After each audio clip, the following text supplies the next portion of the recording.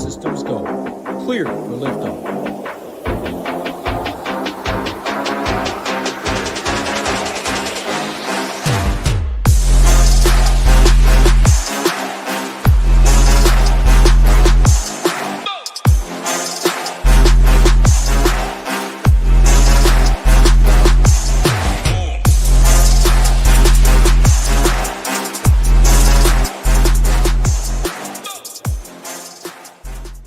What's going on, golf fans? It's your boy GS Luke here with our round 4 showdown stream for the Tour Championship. Gonna break down everything you need for tomorrow, including a look at some strategy, weather for Sunday, and of course building some lineups and a player pool to help you have yourself a solid end to the season.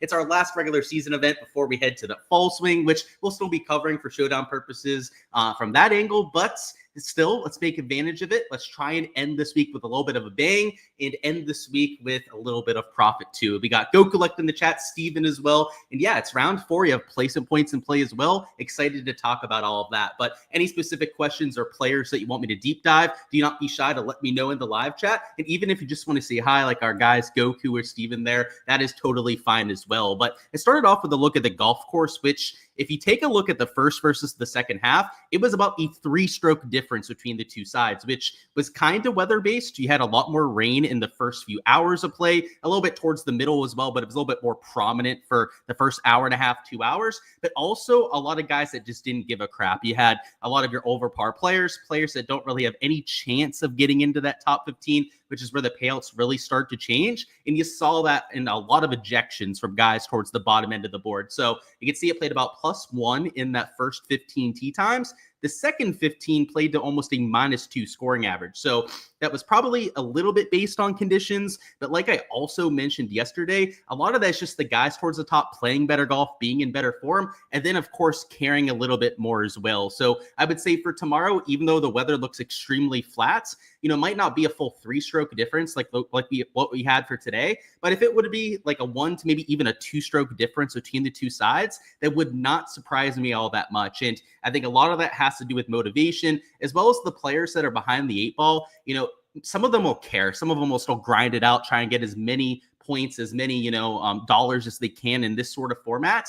But they're also going to be the players that are taking more risks, taking on water hazards, trying to hit it close. And some of them, when they don't hit their best shots, are going to make double or even triple bogeys. So I think that's part of the reason why you saw that scoring average there as well. But we're going to get a similar trend for tomorrow, I would think. And when we take a look at the forecast, I kind of already foreshadowed it. It looks extremely flat no matter when they start. So we don't have the exact tee times yet, as the last putt was hit about 2 minutes ago.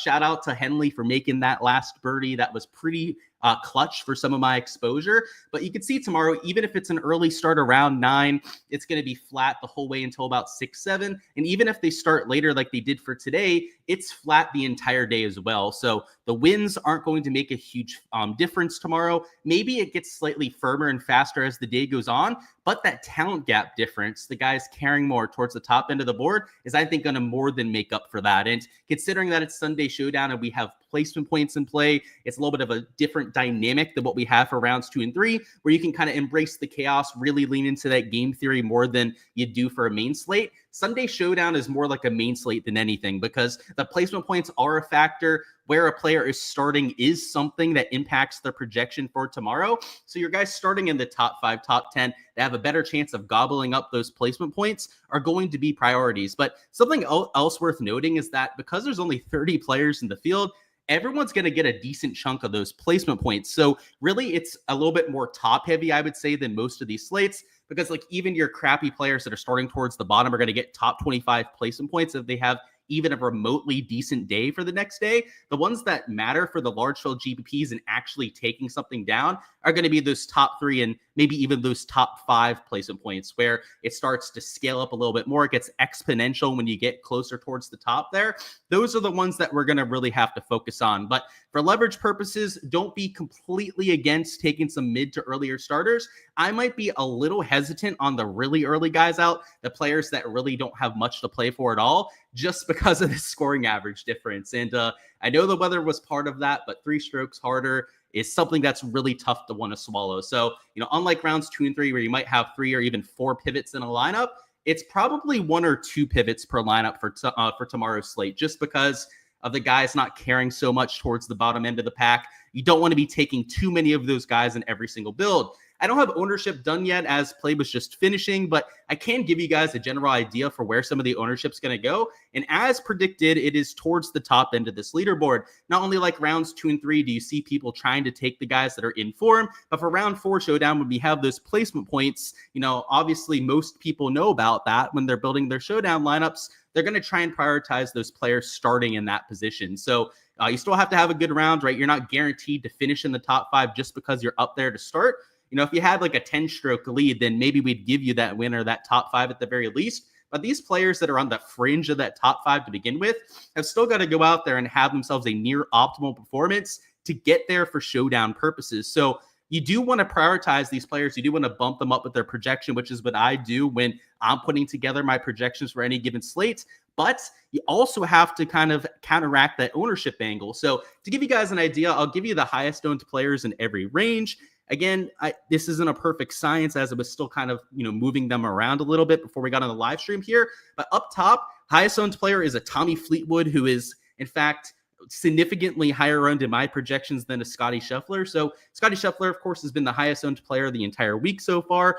I think that flips with people trying to really prioritize Tommy Fleetwood, who is tied for the lead. Also, a Patrick Cantlay, he's the highest owned in the 8K range. I've got him at about 40% ownership, and considering that he finished so strong, I'm probably going to have to bump up the ownership on him even a little bit more because of the fact that now he's tied for first and he's only $8,700. 7K range, highest owned would be a Keegan Bradley. I've got him over 30% ownership at $7,200. And then for your 6K range, I've either got, I guess it's a toss-up between these two players, a Shane Lowry or a Nick Taylor getting that sort of exposure. And the common predominant theme with all of those, as we said before, are guys that are in position to get those placement points. So while it is an important part of the process, something that, especially in the large field GPPs, that you're going to have to get probably 4 of those top 5, you also know that it comes to the ownership and you're going to be sharing those players with a lot of the field. And because we do have to get differentiation at some point, that's why I said not to completely ignore the middle towards and even the earlier starters to try and get some of the lower owned plays in there. But don't sleep on leaving salary on the table as well. That's something that we're going to explore when we actually build a lineup together. But leaving salary on the table could really be the key to still taking good lineups with placement points, particularly in formats that require that sort of thing. I would say in like the smaller single entries, maybe you don't have to be as placement point heavy, as you don't have to have the absolute nuts to take down a single entry.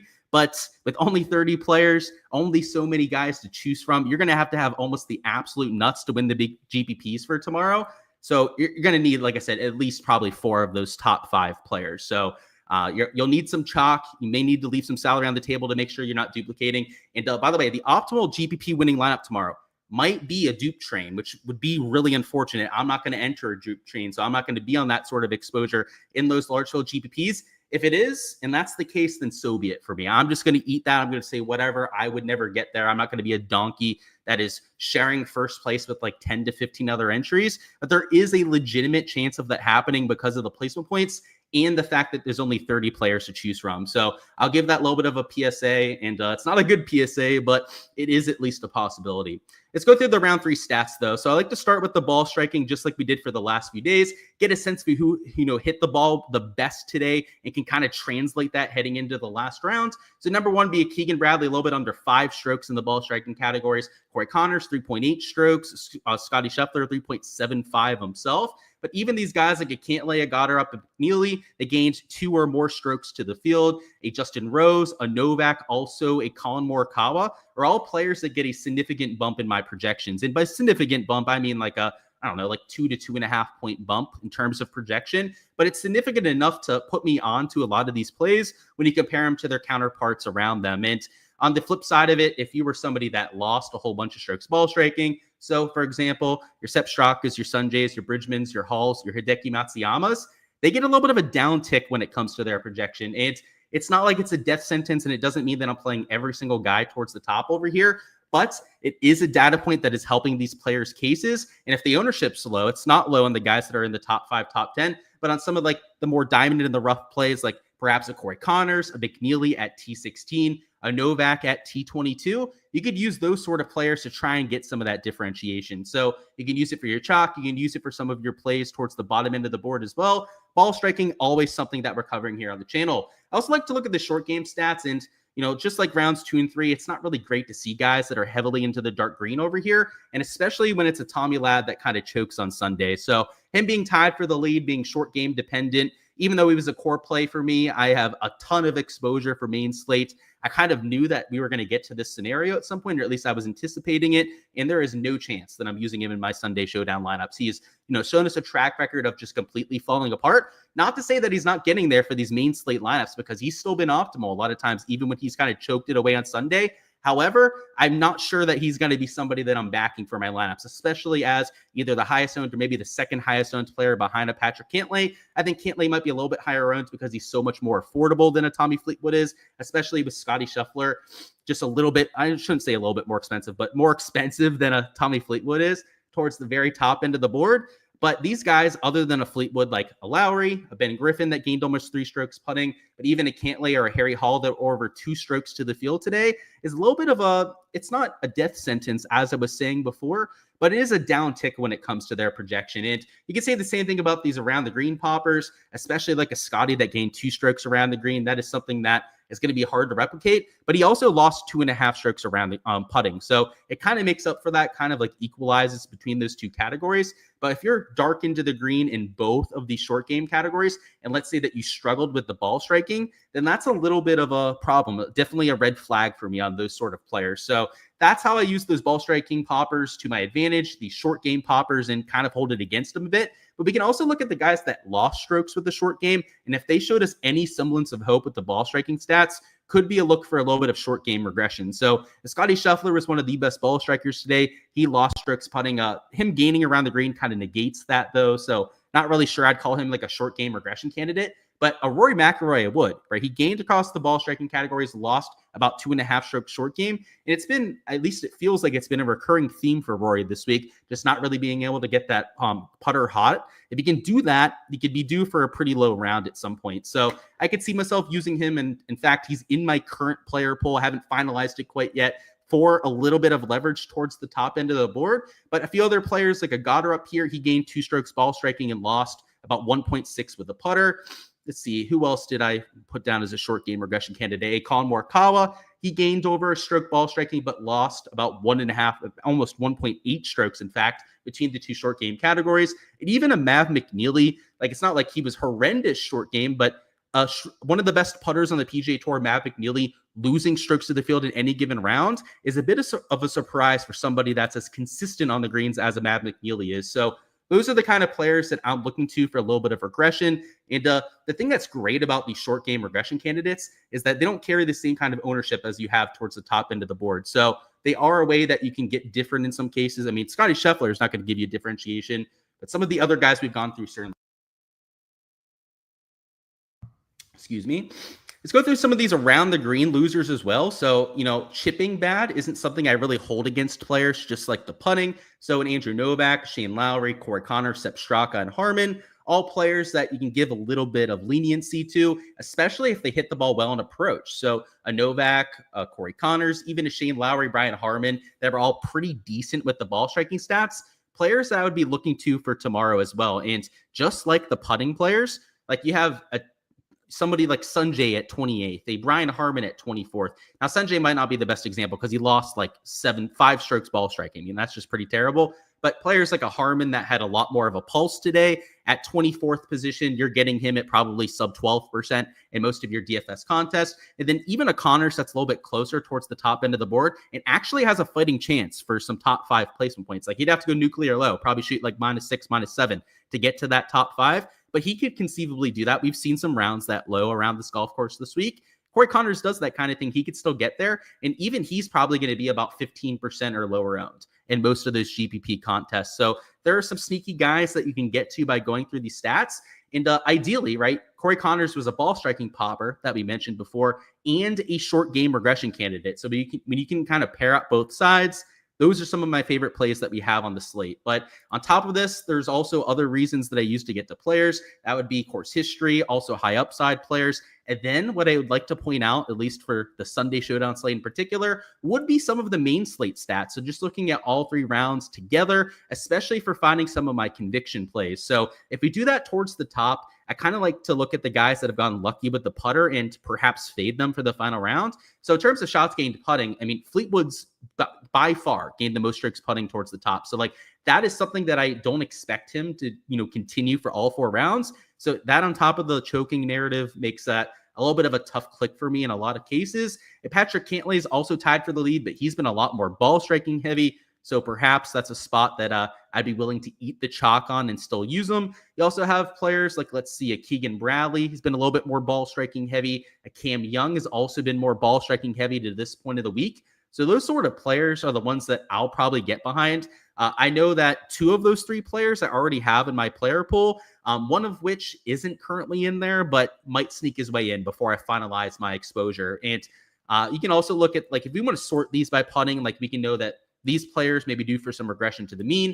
Same thing with the big around the green poppers. But if you go to the ball striking poppers too, they're not always going to be the guys at the top end of the board. So we can use it for our conviction plays, but just like Coco was popping with the round 3 ball striking, he's been ball striking it well the entire week. Same thing with the Rory McIlroy. And my suspicion was correct from before. It kind of feels like the entire week he's been solid ball striking, but losing in the short game categories. And that's been exactly the case. In fact, he's lost 4.5 strokes between the around the green and the putting. So you don't just have to use it for your conviction plays. It can maybe get you onto a Coco or a McIlroy. That at this point, I'm 100% certain I'll be using both of those players in my exposure. But maybe even like a Morikawa, like he's had 1 good putting day to this point. He's had 2 really shitty ones. So maybe he can find some magic and gain on the greens. The ball striking has been pretty solid for the entire week. Even a Matt McNeely, you could say that same thing about as well. So those are the shots gained metrics. I'll see if you guys have any players you guys want me to deep dive in the chat. If not, we're going to build a lineup, kind of tie it all together, give you guys an idea of the thought process when you're putting together your builds, which is a little bit different for Sunday. We've got to consider those placement points. And I think getting different when you're using all of that chalk, you're going to have to be real cute about it. Like rounds 2 and 3, we left some salary on the table.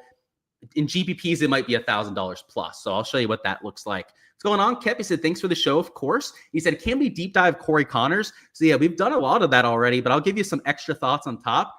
I really like the shots gained profile, but it's the full event, what we saw today, ball striking with perhaps some short game regression coming. And then you asked, will his ownership be low enough as a pivot? I have a feeling, especially with the shots gained metrics being so good on him, that he's going to get solid ownership. In fact, I'm probably going to bump him up to maybe about 20% in my projections. I think I had him closer to 16% before we got on here, but after kind of, seeing some questions, honestly liking him so much myself, I know that I'm not going to be the only one that sees those same kind of things in him. So probably about 20%. I don't know if I'd call him pivot at that number. That's, I would say above average ownership for that portion of the salary structure. But he's not going to be like the highest owned player that you have at that portion. Like there are guys in the top 10, maybe at 10th place or better on the leaderboard that are going to be 2 to maybe 5% higher owned. So 20% might even be a little high because I think the highest owned players in that range, I have it like 23 to 24%, and they're closer to that top 5 at this point.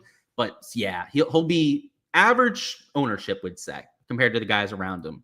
Thoughts on JT tomorrow? So yeah, Justin Thomas has good course history here. So that's always going to make him a tempting play. And then if we take a look at the round 3 stats, he was just kind of like, I don't know, I guess just above average across the board. He was just solid. That's the word I was looking for. He was just solid, right? He gained in every shots gained category. Nothing really stood out all that much. A sleeping giant, in my opinion, because this kind of shots gained profile isn't really going to nab anyone's attention, but it's productive. I mean, he gained a half a stroke to the field, which isn't sexy, but this is one of the strongest fields that you have in golf. In fact, it's the top 30 on the PGA Tour. In fact, so it should be the pound for pound strongest field that we have of the entire year. So gaining strokes to the field should not be overlooked, right? Shouldn't be kind of just scoffed at like it would be if you gained a half a stroke at the Valspar Championship. So yeah, give yourself some JT. I like the course history. That's really why I like him. He's also a high upside player. He's got the highest shots gained of anyone per round around Eastlake, and he's either number 2 or like he's in the top 5 of birdie or better percentage. I know that for sure on the season, and for a while he was the number 1 birdie or better percentage player. So I like the upside, I like the course history, and at 10th place, He'll get some ownership. He'll probably be close to 20%. But because we've got the Fleetwoods, the Cantlays, the Henleys around him, I mean, even a Scotty, because he's so expensive, is going to take away some exposure from some of those players. The ownership's not going to be out of hand. So I like him quite a bit. Yeah, answered on Connors for sure. And I figured I'd give you some extra thoughts, though, on the ownership. I think he'll get some steam, but it'll be low enough that you can get some leverage. I'd go at least 35, 40% if you're going to use them. That should be around 2x. You can even be a little bit more aggressive if you want to make sure you're getting that leverage, but about that would make sense. You said, do I believe in the narratives like Keegan making a statement? No, I'm not a big narrative guy. So that's the case with every single narrative that you could throw at me. The only one that I kind of subscribe to would be the guys at the bottom not caring, because the stats back it up. I mean, we've seen it multiple times in the playoffs already, like especially last week at the BMW for people that were already guaranteed into Eastlake or were already eliminated. Sunday was just a bloodbath for those early players that went out. So yeah, most narratives I'm not going to get behind. That's one of the few ones that I will. Not so much on Keegan, man. He actually said the day before that he was super distracted on the golf course, that he was walking down to his ball multiple times and was thinking about pairings and who to pick as a captain's pick, and rather than the golf shot that was coming up. To me, it seems like a distraction, right? Not so much motivation. Today, it looked like motivation. I mean, I'm glad I used him today. I used him because of his ball striking stats. He was one of my highest exposure plays as well, because he was just gaining so many strokes off the tee and on approach. Just needed to find that hot putter. Sunday, though, I'm not sure if that hot putter is going to stay there. So I'll probably be taking a under the field stance on a guy like a Keegan Bradley, just because I have my main slate exposure. I was able to take advantage of his round today. And that narrative, it made me nervous about using him today, because I heard that interview and was like, oh, don't like hearing that he's, distracted and openly admitting that in interviews, but it worked out. That's for sure. So I'm not going back, but yeah, those narratives, normally they do more hurt than help, in my opinion. They kind of cloud your judgment. And a lot of times people will just make up narratives to kind of back up what they want to do. And that's never a good thing, right? It's just confirmation bias right there. That's not really doing you anything good. He said, it looks like the tee to green leaders are higher on the board. Is that a good stat to rely on? Yeah, for sure. That's always a good stat to rely on. And it's really obvious why. And I can tell you why. Tee to green is 3 of the 4 stat categories, right? Tee to green is just off the tee, approach, plus around the green.